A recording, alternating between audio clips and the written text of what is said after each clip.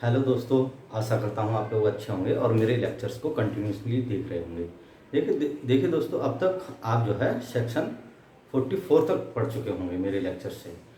आज अपना 45 से लेके 51 तक चलेगा। 45 से लेके 51 तक, ठीक है। जब 45 से पहले हम देखेंगे तो एक नई हेडिंग स्टार्ट हो जाती है जिसका नाम है opinion of the third person when relevant, ठीक है। Opinion of the third person when relevant. इसमें यही है कि तीसरे व्यक्ति की कब कोई ओपिनियन रेलिवेंट होगी। तो देखिए सेक्शन 45 में जब हम देखते हैं उसकी हेडिंग क्या है, opinion of the expert. Section 45 में ओपिनियन ऑफ द एक्सपर्ट है, ठीक है। बात ये आती है, उससे सेक्शन में जाने से पहले थोड़ा सा जान लेते हैं कि एक्सपर्ट की ओपिनियन की ज़रूरत क्यों पड़ती है कोर्ट को।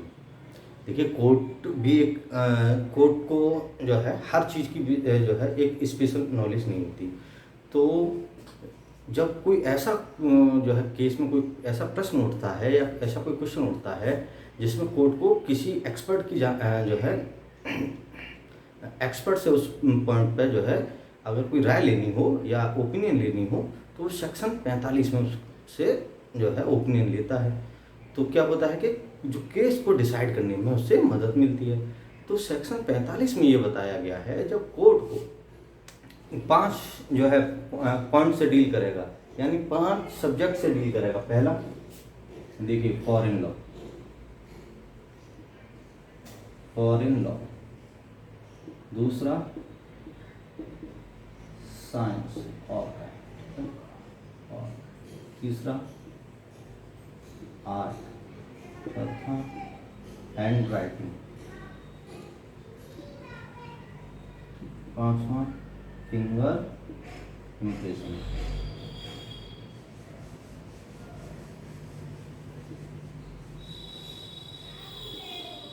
ठीक है, अगर कोर्ट इन 5 पॉइंट से डील कर रहा है, फॉरेन लॉ से डील कर रहा है, साइंस से डील कर रहा है, आर्ट से डील कर रहा है और हैंड राइटिंग, ठीक है, और फिंगर इम्प्रेशन, इन 5 पॉइंट से डील कर रहा है और उस समय कोर्ट को ऐसा लगता है कि उसको जो है किसी एक्सपर्ट की ज़रूरत है, तो इन पॉइंट्स पर एक्सपर्ट की वो ओपिनियन ले सकता है।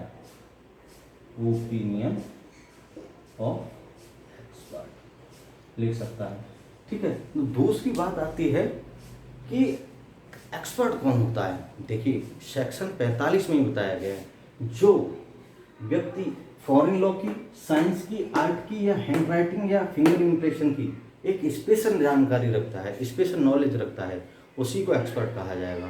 लेकिन इसमें देखो दोस्तों, ये भी नहीं बताया गया है कि उसके पास किस PhD की डिग्री हो या फिर वो है डॉक्टर ही हो, कोई मतलब उसकी एकेडमिक्स क्वालिफिकेशंस नहीं बताई गई हैं। मीन्स कहने का मतलब ये हुआ, इधर लिखते हैं कि अगर वो एक्सपर्ट है या तो उसने वो जो नॉलेज है,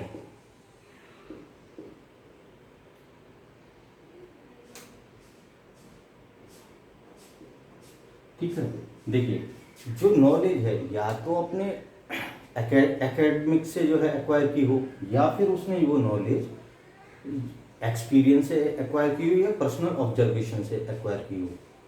इसमें कोई फर्क नहीं पड़ने वाला कि उसके पास कोई एकेडमिक्स की डिग्री है या नहीं है। अगर है तो बहुत अच्छा है, नहीं है तो अगर मान लीजिए उसने जो है जो नॉलेज है, स्पेशल नॉलेज है इन चीज़ों में, फॉरेन साइंस में, फॉरेन लॉ में, साइंस में, आर्ट में, हैंड राइटिंग में, फिंगर इम्प्रेशन में, अगर वो नॉलेज उसने अपने पर्सनल ऑब्जर्वेंस से या प्रैक्टिस से, क्योंकि practice makes the man perfect, practice से एक्वायर की है तो वो भी एक्सपर्ट हो जाएगा, ठीक है। तो कहने का मतलब ये हुआ कोर्ट इन 5 पॉइंट्स पे जो है फॉरेन जो ये 5 पॉइंट्स हैं, foreign law, science, art, hand writing और फिंगर इम्प्रेशन, इस पर एक्सपर्ट की ओपिनियन ले सकता है। और इन पॉइंट्स पर जो एक्सपर्ट ओपिनियन देगा ठीक है, उसी को एक्सपर्ट कहा जाएगा। या जो व्यक्ति इन पॉइंट्स पे जो है अपनी नॉलेज को शेयर करेगा कोर्ट के साथ में, उसी को एक्सपर्ट कहा जाएगा। ठीक है दोस्तों, और नॉलेज में ये वाला पॉइंट भी नहीं है, आपको याद रखना है कि नॉलेज वो एकेडमिक्स की नॉलेज ही हो। ठीक है, वो नॉलेज उसने अपने एक्सपीरियंस से और अपने पर्सनल ऑब्जर्वेशन से भी जो है एक्वायर की जा सकती है। तो बात यही आती है कि बस उसको नॉलेज होनी चाहिए उसकी। ठीक है, जैसे दोस्तों, अगर मान लीजिए कभी कोई केस आता है कि मान लीजिए कोई नेकलेस वगैरह है, ठीक है, नेकलेस वगैरह है, वो ये कहा जा रहा है कि वो गोल्ड से बना हुआ है, तो वो कोर्ट जो है किसी गोल्ड स्मिथ तो जानते हैं आप,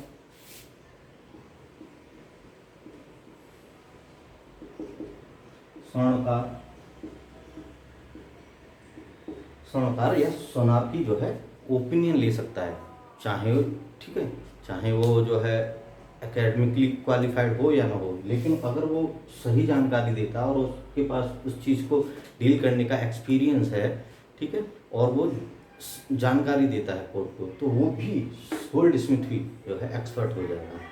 ठीक है, कहने का मतलब यहाँ यही समझाने का है आपको कि कोर्ट जो है, कोई भी व्यक्ति जो स्पेशल जानकारी रखता है फॉरेन लॉ की, साइंस की, आर्ट की, ठीक है, हैंड राइटिंग की और फिंगर इम्प्रेशन की, उससे ओपिनियन ले सकता है, वो सेक्शन 45 में देगा। ठीक है, अगला क्वेश्चन ये उठता है कि जो एक्सपर्ट हैं, जो ओपिनियन कोर्ट को दे रहे हैं, क्या कोर्ट के पास के लिए वो ओपिनियन बाइंडिंग होती है? तो देखिए, whether the opinion of expert is binding upon court. ठीक है, तो बात ये आती है, जो कोर्ट जो ओपिनियन दे रहा है, जो एक्सपर्ट ओपिनियन जो कोर्ट को दे रहा है, वो कोर्ट के ऊपर बाइंडिंग नहीं होती, सिर्फ परसुएसिव नेचर की होती है कि कोर्ट जो है उसकी जो है अपने जब डिसीजन ले रहा है तो उसको जो है अकाउंट में ले सकता है। अगर कोर्ट को ऐसा लगता है कि वो सही जो है उसने जो है ओपिनियन दी है, तो कोर्ट उसको मान भी सकता है। कहने का मतलब ये है बाइंडिंग नहीं होती है। ठीक है, ये बात ध्यान रखनी है आपको। दूसरी बात ये आपको समझनी है कि एक्सपर्ट में और विटनेस में क्या अंतर होता है। ठीक है, एक्सपर्ट एंड विटनेस। देखिए दोस्तों, विटनेस वो होता है, मान लीजिए कोई एक्सीडेंट हुआ है या फिर कोई मर्डर हुआ है, जो व्यक्ति वहाँ पे उस मर्डर को होते हुए देख रहा है, वो तो विटनेस हो जाएगा। ठीक है, और जब वो व्यक्ति मर जाता है, मर्डर हो जाता है उसका, और उसका जो है एग्जामिनेशन कोई डॉक्टर वगैरह करते हैं, जो है पोस्टमार्टम वगैरह। ठीक है, तो जो व्यक्ति जो पोस्टमार्टम कर रहा है वो एक्सपर्ट हो जाएगा। क्यों?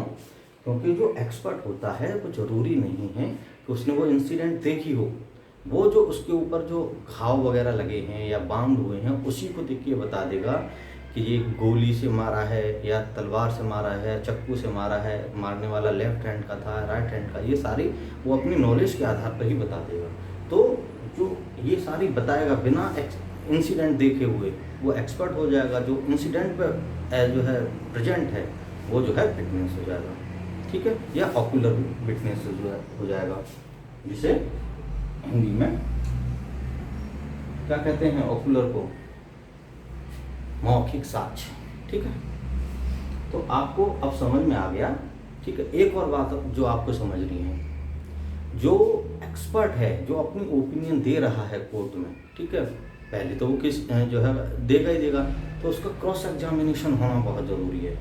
मतलब जो अपोजिट, जब वो दो पार्टी होंगी, देखिए किसी भी केस में दो पार्टी होंगी, ए वर्सेस मान लीजिए बी है, और ये एक्सपर्ट दोनों तरफ से आ सकता है, ए की तरफ से भी या बी की तरफ से भी। ठीक है, सिविल में भी आ सकता है, क्रिमिनल में भी आ सकता है।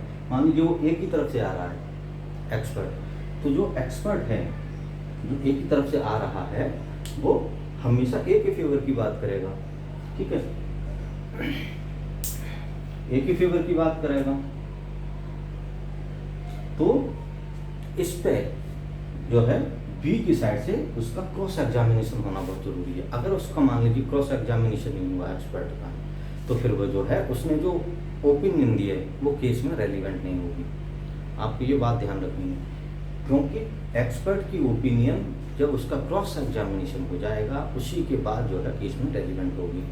ठीक है, तो सेक्शन 45 में दोस्तों हमें दो चीज़ें जाननी कि कोर्ट किन किन सब्जेक्ट्स पे किसी की ओपिनियन ले सकता है, एक्सपर्ट की ओपिनियन ले सकता है, और एक्सपर्ट कौन होगा।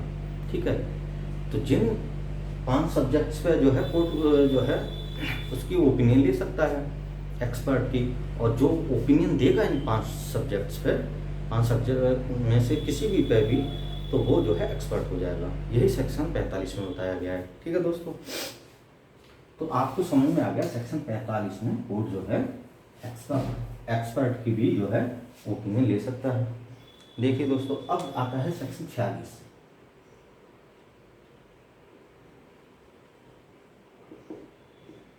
और छोटे छोटे सेक्शंस हैं, देखते हैं सबको। ठीक है, 46 से पहले ही एक और सेक्शन है 45 से। देखिए, इसको देख लीजिएगा, पूछा जाता है काफी। ये 2008 में जोड़ा गया है, 2008 में, और ये इफेक्ट में आया था, ये इफेक्ट फ्रॉम 2009। ठीक है, इंफॉर्मेशन टेक्नोलॉजी अमेंडमेंट एक्ट 2008 से जोड़ा गया है ये, और 2009 में ये सेक्शन जो है इफेक्ट में आया था। तो इसमें क्या है, opinion of examiner of electronic evidences.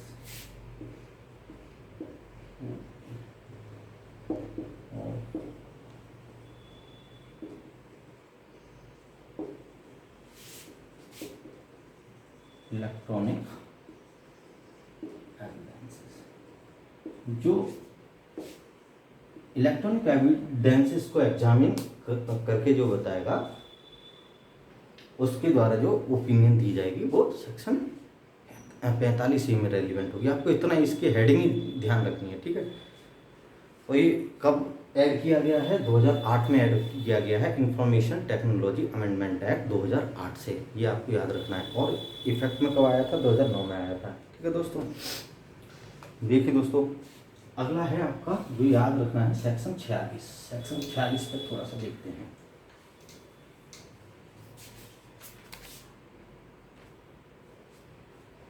Fact bearing upon opinion of expert.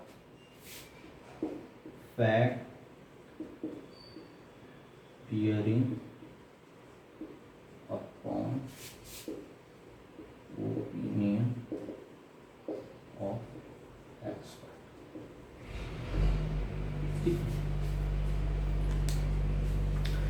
इसमें सेक्शन 46 में ये वाली बात बताई गई है, जो फैक्ट्स, मान लीजिए कोई एक्सपर्ट है, कोई ओपिनियन दे रहा है, तो उसकी फेवर में जो फैक्ट्स होंगे और उसके अगेंस्ट जो फैक्ट होंगे, वो दोनों फैक्ट ही रेलिवेंट होंगे। जो उसकी सपोर्ट में होंगे और उसके जो है अगेंस्ट में होंगे, दोनों ही फैक्ट जो रेलिवेंट होंगे। फैक्ट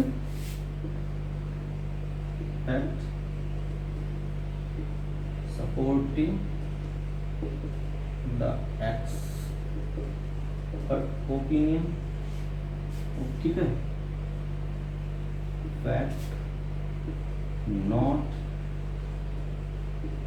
सपोर्टिंग या उसके अगेंस्ट हैं। ठीक है, द एक्सपर्ट ओपिनियन। फैक्ट जो एक्सपर्ट ओपिनियन को सपोर्ट कर रहे हैं वो भी रेलिवेंट होंगे, और फैक्ट जो एक्सपर्ट ओपिनियन के अगेंस्ट में हैं वो भी रेलिवेंट होंगे। जैसे मान लीजिए एक व्यक्ति है, ये बताया जा रहा है कि उसने कोई एक पर्टिकुलर तरीके का जहर खा के मरा है। ठीक है, उसने मान लीजिए पोटेशियम साइनेट खाया है। तो जो एक्सपर्ट बताता है कि अगर कोई आदमी पोटेशियम साइनेट खाता है, मैं एक हाइपोथेटिकली बता रहा हूँ आपको जो समझने के लिए, तो जो एक्सपर्ट बताता है कि अगर कोई भी आदमी जो है पोटेशियम साइनेट खाता है तो उसका चेहरा जो है फेस रेड पड़ जाता है मान लीजिए, ठीक है, और उसके मुंह से झाग वगैरह निकलता है, या उसके जो है पैर वगैरह जकड़ जाते हैं। इस तरीके की कोई बात बताता है कि अगर किसी ने पोटेशियम साइनेट खाया है तो इस तरीके की जो है चीज़ें होती हैं उसके साथ में। और मान लीजिए ए के ऊपर प्रश्न ये है कि क्या ए ने जो है पोटेशियम साइनेट खा के जो है हत्या की है, अपनी जो है मतलब सुसाइड की है। तो कोर्ट इसमें बताता है कि ये 2 सिम्टम्स तो इसमें हैं, ठीक है, लेकिन ये तीसरा वाला सिम्टम्स नहीं है कि उसके पैर जकड़ रहे हैं। तो दोनों फैक्ट रेलिवेंट हो जाएंगे, जो उसकी सपोर्ट में है और जो उसके अगेंस्ट में है, ठीक है। यही है सेक्शन में कि जो फैक्ट उसके जो एक्सपर्ट ओपिनियन की सपोर्ट में होंगे और अगेंस्ट में होंगे, दोनों ही फैक्ट जो है रेलिवेंट हो जाएंगे, ठीक है। इसमें देखिए दोस्तों, सेक्शन 46 में एक मैक्सिम बहुत पूछी जाती है। सेक्शन 46 में एक मैक्सिम बहुत पूछी जाती है, वो है इंटर आलिया एक्टा, ठीक है, इंटर आलिया एक्टा। कि ये मैक्सिमम कौन से सेक्शन से रिलेटेड है, तो आपको याद रखना है ये सेक्शन 46 से रिलेटेड है, ठीक है। इसका मतलब क्या होता है, थिंग्स डन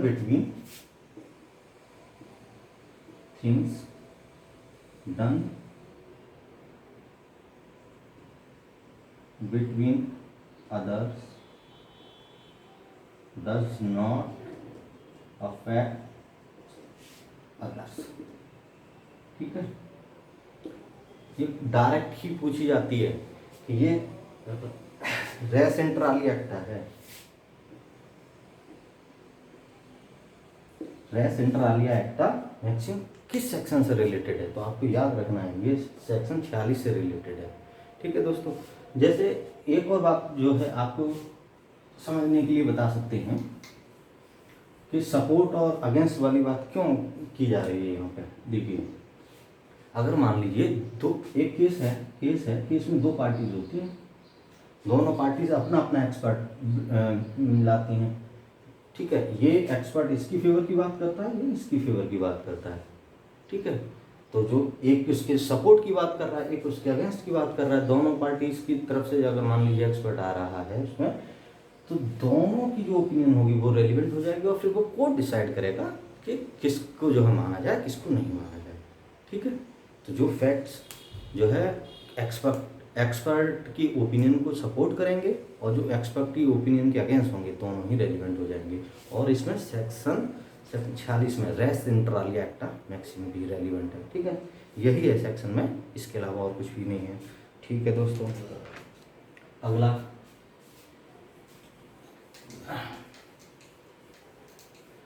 अगला है सेक्शन 47 और छोटे छोटे सेक्शंस हैं जो आपको देखने हैं। सेक्शन 47 में क्या है, opinion as to handwriting when relevant. Opinion as to handwriting when relevant, ठीक है। अब बात ये आ रही है, देखिए मैं आपको बता चुका हूँ सेक्शन 45 में और 47 में थोड़ा सा समझने वाली बात है। देखो क्या समझने वाली बात है, समझने वाली बात सिर्फ इतनी सी है कि जब सेक्शन 45 को बताया था तो हैंड राइटिंग पे भी जो है कोर्ट जो है ओपिनियन ले सकता था, ठीक है। सेक्शन 47 में एक्सपर्ट की ओपिनियन नहीं है। सेक्शन 47 में सिर्फ इतनी सी बात है कि जो कोई भी व्यक्ति अगर दूसरे व्यक्ति के हैंड राइटिंग के साथ जो है एक्वेंटेड है, एक्वेंटेड मतलब फैमिलियर है, तो वो जो फैमिलियर पर्सन है वो भी अपनी ओपिनियन दे सकता है। अगर मान लीजिए हैंड राइटिंग पे एक्सपर्ट ओपिनियन लेनी है वो सेक्शन 45 में लेंगे। अगर एक्वेंटेड पर्सन जो उसके हैंड राइटिंग के साथ में फैमिलियर है, अगर उसकी ओपिनियन ली जाएगी तो वो सेक्शन 47 में ली जाएगी। यही बात समझने वाली है, ठीक है। ये है सेक्शन 47 में। अब बात एक और आती है कि कोई भी व्यक्ति दूसरे की हैंड राइटिंग के साथ में फैमिलियर कैसे हो सकता है। देखिए इसी में सेक्शन में ही बताया गया है। पहली बात ये है कि उसने उसको लिखते हुए देखा हो, ठीक है। अगर उसने जो है उस व्यक्ति को लिखते हुए देखा है तो वो जो है उसकी हैंड राइटिंग के साथ फेमिलियर हो जाएगा या पहचान लेगा, ठीक है, और फिर उसका जो है वो उस पर ओपिनियन भी दे सकता है। पहली बात हो गई कि उसने उसे ही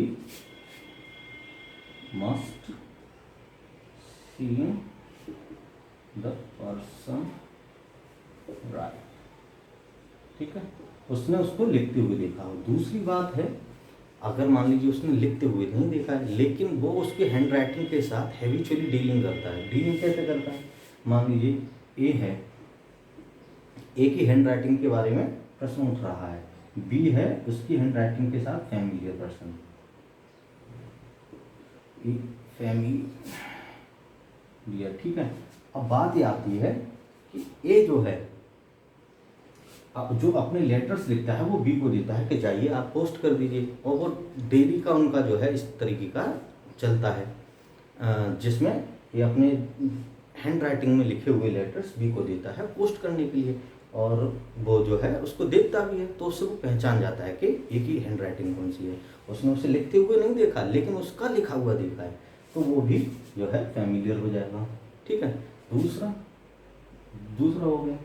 तीसरा, मान लीजिए वो किसी के जो थर्ड पर्सन है उसके लेटर्स बी के पास आते हैं और वो उनसे हैबिचुअली डील करता है जो अपने नेशनल कोर्स ऑफ बिजनेस में, तो वो भी उसके साथ जो है फैमिलियर हो जाएगा। कहने का मतलब जो हुआ कि अगर वो उसकी जो हैंड राइटिंग है उसके साथ में जो है किसी भी तरीके से फैमिलियर हो जाता है तो वो अकाउंटेड हो जाएगा तो वो उस चीज़ के एविडेंसेस दे सकता है। यही सेक्शन 47 में बताया गया है।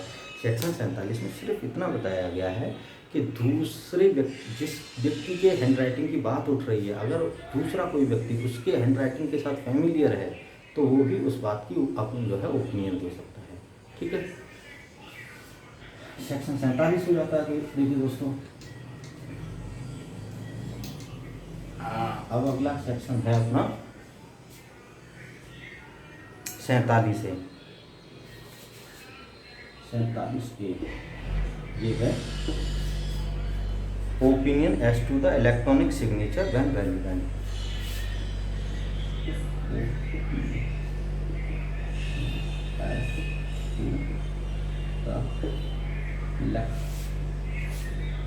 इलेक्ट्रॉनिक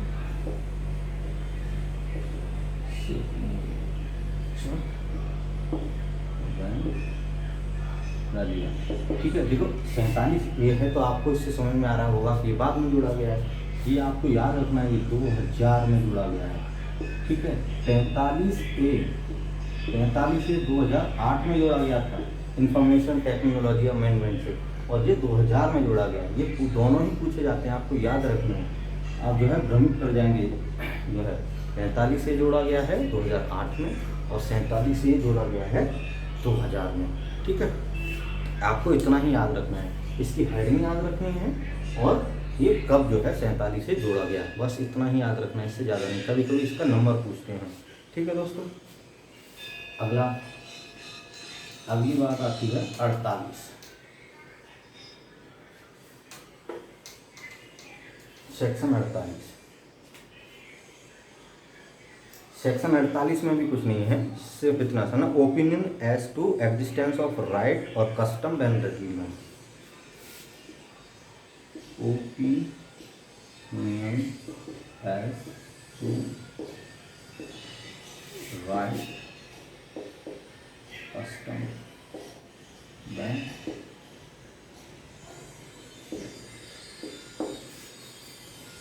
जो जनरल राइट या कस्टम है, अगर उस पर जो है अगर कोर्ट को किसी की ओपिनियन लेनी है तो जो व्यक्ति इसके बारे में विशेष जानकारी रखता होगा उसकी जो है कोर्ट ओपिनियन ले सकता है। वो सेक्शन जो है 48 में रेलिवेंट हो जाएगी। आपको सिर्फ नंबर ही याद रखना है, इसमें भी विशेष कुछ याद नहीं रखना। अगर आपसे पूछा जाए कि ओपिनियन एज टू राइट और कस्टम किस सेक्शन में रेलिवेंट होगी, तो आपको मालूम होना चाहिए सेक्शन 48 में होगी। सेम ऐसी सेक्शन है एक और सेक्शन 49, ठीक है। इसमें क्या है, opinion as to the usage tenets, ठीक है।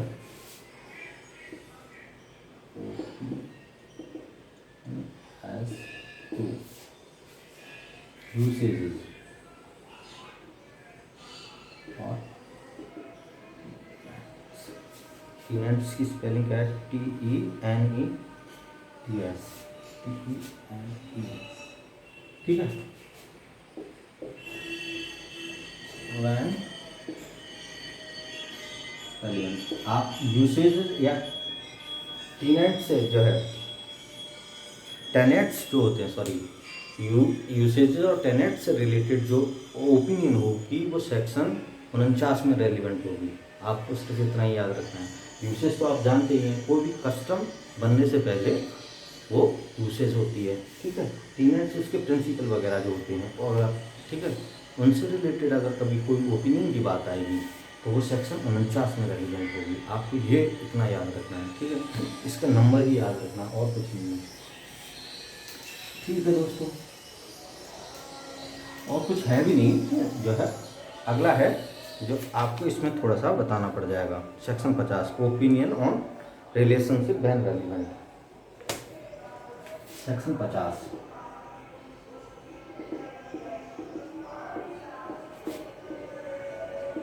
Opinion as to relationship.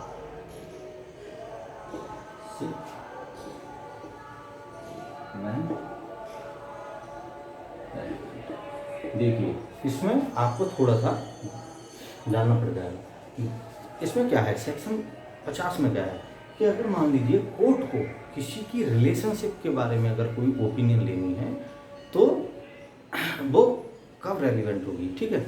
मान लीजिए कोर्ट को ए और बी, ए बी दो पर्सन हैं, इनके बीच में क्या रिलेशनशिप है, उस पर कोर्ट को जो है किसी की ओपिनियन लेनी है। तो सेक्शन में लिखा गया है कि अगर मान लीजिए उसका फैमिली मेंबर है, फैमिली मेंबर है, या उस फैमिली के साथ में वो फैमिलियर है, ठीक है, या जानता है फैमिली को, फैमिलियर विद फैमिली, या स्पेशल जानकारी है उसको उस फैमिली के बारे में है, ठीक है। मान लीजिए कोर्ट को दो पर्सन्स की रिलेशनशिप के बारे में जो है किसी एक्सपर्ट की ओपिनियन लेनी है। एक्सपर्ट कौन है? मान लीजिए वो फैमिली मेंबर है, या उस फैमिली को जो अच्छी तरह जानता है व्यक्ति, उसके वो है। और कोर्ट को जब उन दोनों के बीच की रिलेशनशिप के बारे में किसी की ओपिनियन लेनी है तो जो फैमिली मेंबर है, फैमिली मेंबर ने जो अपने कंडक्ट से, ठीक है, जो अपने कंडक्ट से महसूस किया है उस चीज़ की वो जो है ओपिनियन दे सकता है, ठीक है। बात ये ध्यान रखनी है, जो उसने अपने कंडक्ट से जो है महसूस किया है उसी की जो है वो ओपिनियन दे सकता है। ओपिनियन एक्सप्रेस्ड बाय कंडक्ट, मान लीजिए, ठीक है, चाहे फैमिली मेंबर हो या फैमिलियर विद फैमिली मेंबर हो, जो दोनों लोग या जो है उसके रिलेशनशिप के जिन पर्सन्स के बीच में कोर्ट जो है एक्सपर्ट ओपिनियन मांग रहा है वो दे सकते हैं। बात यही आ रही है कि जो फैमिली मेंबर्स जो या जो अदर पर्सन है जो देगा ओपिनियन, वो जो है वो ओपिनियन देगा जो उसने जो है अपने कंडक्ट से महसूस की हो। जैसे बात उठती है कि ए और बी क्या हस्बैंड वाइफ हैं या नहीं है, ठीक है। तो इसमें जो फैमिली मेंबर है, मान लीजिए फैमिली मेंबर आता है और वो कहता है कि हाँ साहब ये हस्बैंड वाइफ की तरह ही पिछले 8-10 साल से रह रहे हैं, हस्बैंड वाइफ की तरह ही पिछले 8-10 साल से रह रहे हैं और लोग उन्हें जो है हस्बैंड वाइफ ही समझते हैं। तो ये जो फैमिली मेंबर की जो ओपिनियन आ रही है वो क्या ओपिनियन है, वो जो उन्होंने अपने कंडक्ट से महसूस किए वो रेलिवेंट हो जाएगी, ठीक है। यहाँ ये वाली बात रेलिवेंट नहीं होगी, जो आपको ध्यान रखना है, ठीक है।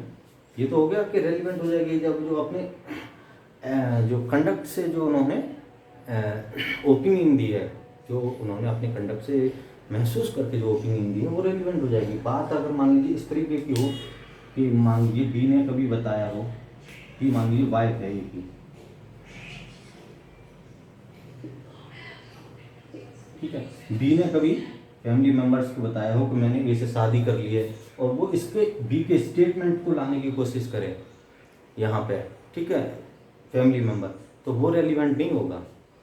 कोई स्टेटमेंट रेलिवेंट नहीं है सेक्शन 50 में। सिर्फ जो है, जो लोग हैं, जो फैमिली मेम्बर है, वो उसने जो अपने कंडक्ट से महसूस किया है, सिर्फ उसी चीज़ की जो है वो जो है ओपिनियन दे सकता है। ठीक है दोस्तों, ये आपको ध्यान रखना है। कोई किसी तरीके का कोई स्टेटमेंट वगैरह रेलिवेंट नहीं है, सिर्फ जो है ओपिनियन रेलिवेंट है जो उन्होंने अपने कंडक्ट से महसूस किया। ठीक है दोस्तों, आगे तक इसका प्रोविजो पढ़ेंगे सेक्शन 50 में ही।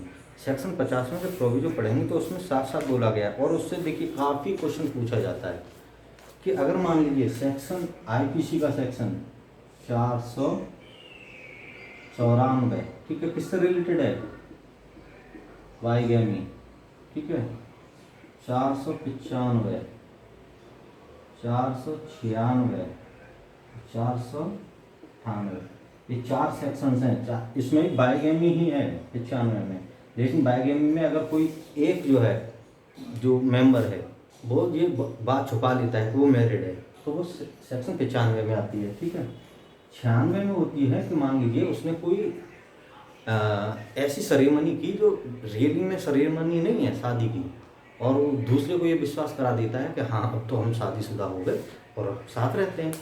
ठीक है, तो वो वाली बात जो है जिसे मॉक मैरिज कहते हैं, वो जो है सेक्शन 496 में आ जाती है। 498 में होता है किसी शादीशुदा जो है लेडी को जो है इंटाइस करके जो है इंटाइस करना या कहीं भगा ले जाना किसी डिसीटफुल पर्पज के लिए। तो कहने का मतलब ये है कि 494, 95, 96 और 98 में अगर ये बात आएगी कि उनके बीच में वैलिड मैरिज है या नहीं है, तो फिर ओपिनियन से काम नहीं चलेगा, फिर स्ट्रिक्ट प्रूफ ऑफ मैरिज ही देना पड़ेगा। किसी जो है फैमिली मेम्बर की, या जो उस फैमिली मेम्बर के साथ जो है फैमिलियर है, जो फैमिली को जानता है, उसकी ओपिनियन से काम नहीं चलेगा, फिर आपको स्ट्रिक्ट प्रूफ ऑफ मैरिज देना पड़ेगा। ठीक है, ये पूछा जाता है काफ़ी, जो है आप देखेंगे जो प्रीवियस ईयर के क्वेश्चंस हैं उसमें देखेंगे। देखिए दोस्तों, अब हो गया अगला जो सेक्शन है अपना, सेक्शन 51,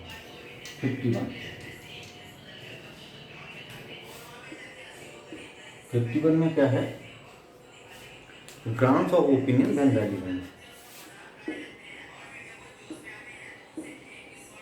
ग्राउंड्स ऑफ